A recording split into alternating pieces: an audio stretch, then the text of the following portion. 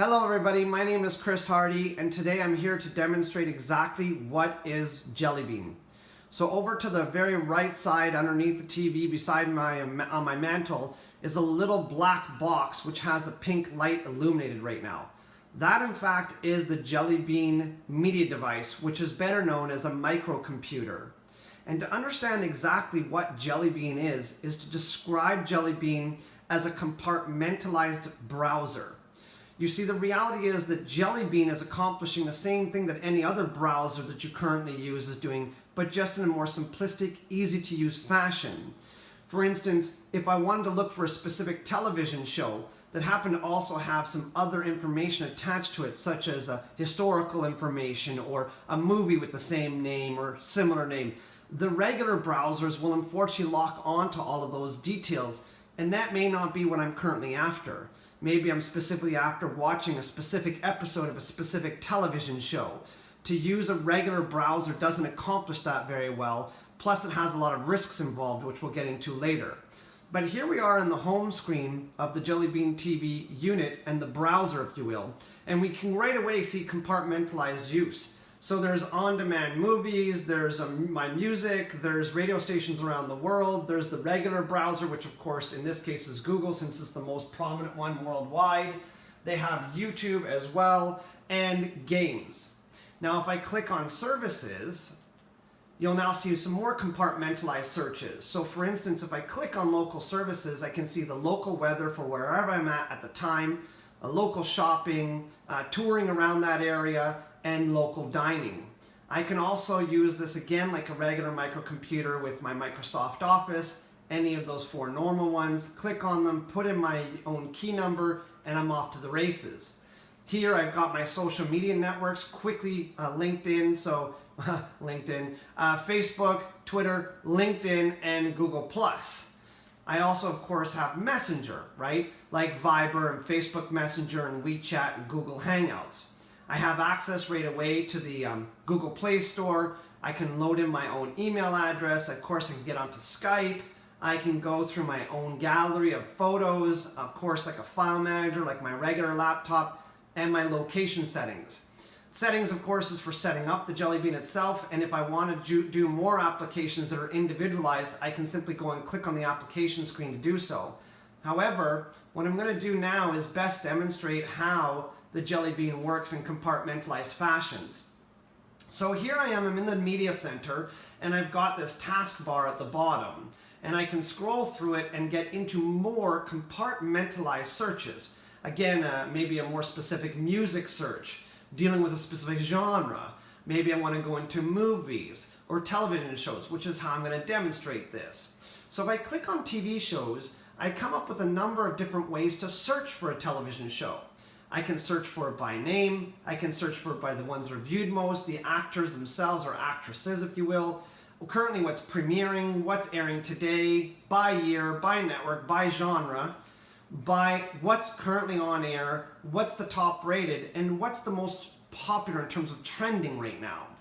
So if I click on most popular as an example, what's going to happen is another bunch of windows are going to pop up with what's currently the most popular. And of course I can scroll down and continue to look at things. But for today's demonstration purposes, I'm going to click on Luke Cage. This is a new television show I haven't watched myself yet. But once I've popped that open, I now have the ability to go ahead and watch the TV show trailer, just in case I'm not familiar with what Luke Cage is all about. Or I can go ahead and click on the TV show information and get a bunch of text that I can read, of course. I can mark the whole season as watched, and of course I can go into setting my season's view. But when I go into the actual season 1, now it's going to pull up all of the individual episodes from season 1. And if I had watched these 3 episodes, let's say, there would be a green check mark beside it. Again, Jellybean's browser is very intuitive and will realize that I've already watched it, so I don't have to go back, not remember that, and start watching the same episode all over again. Now this is no different than what you can do on a regular browser, only with a regular browser you'd have to get a lot of steps accomplished before you got here. So if I was to click on Moment of Truth as an example, this is the first episode of that individual show. right away Jellybean is doing something that all the other browsers do, and that is that it's looking around the world to see who's currently hosting this individual TV show with this episode. And you can see that in this specific case, there's 131 links worldwide that are currently available. 4 of them are in high definition, 127 are in standard definition. Here's the big negative with the regular browsers. A regular browser would not display this information. Instead, it would start listing every single streaming link for 131 deep down this page.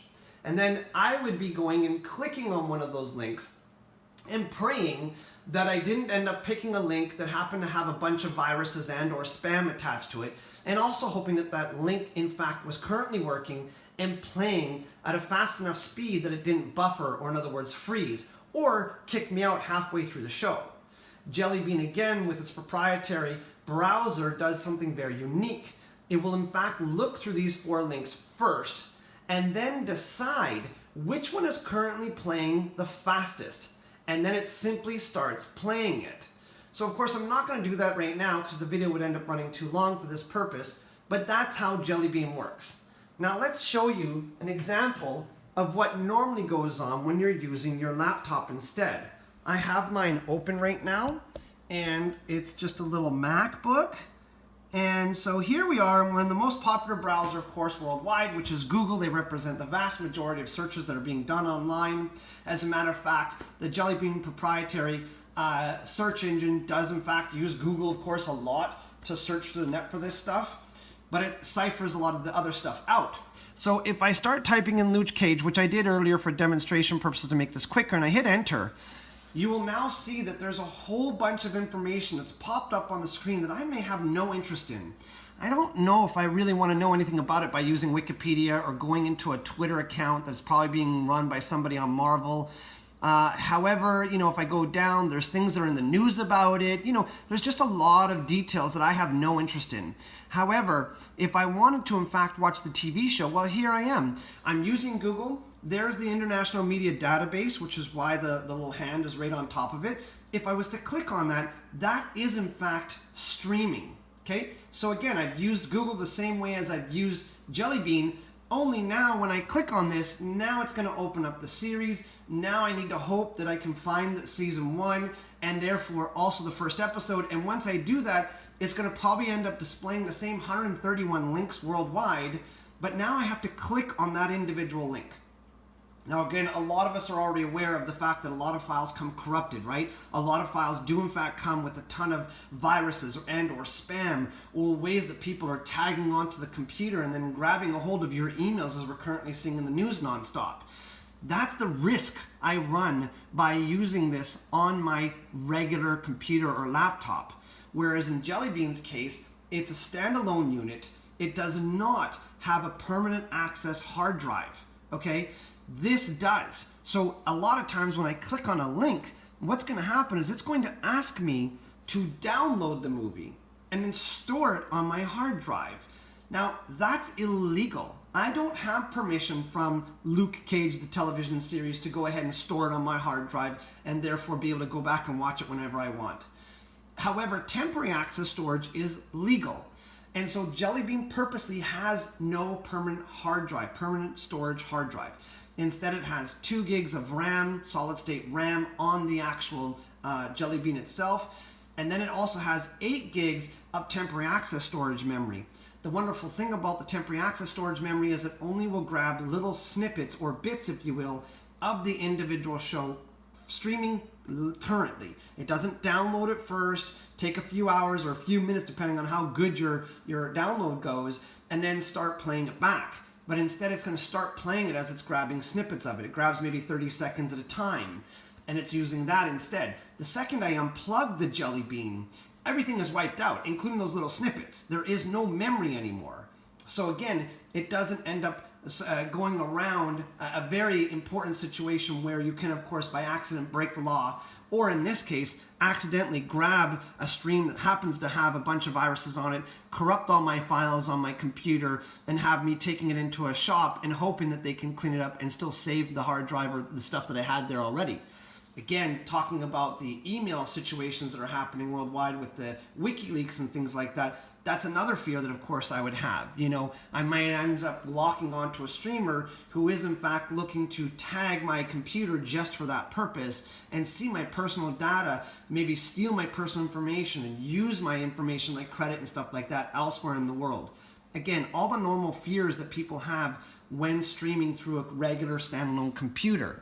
Mainly because of course they recognize that it's going to be asking them to download permanently. But once again, going back to our Jellybean, that doesn't happen. It's not possible, it's not going to. If I was to simply go ahead and click on the links, it's going to start searching through them automatically, it's finding the fastest one, and it's already going to start playing it. This is available all over the internet, and here it is again, playing through the Jellybean instead. Hope you guys understand now exactly what Jellybean represents, and I hope that you enjoyed this little video.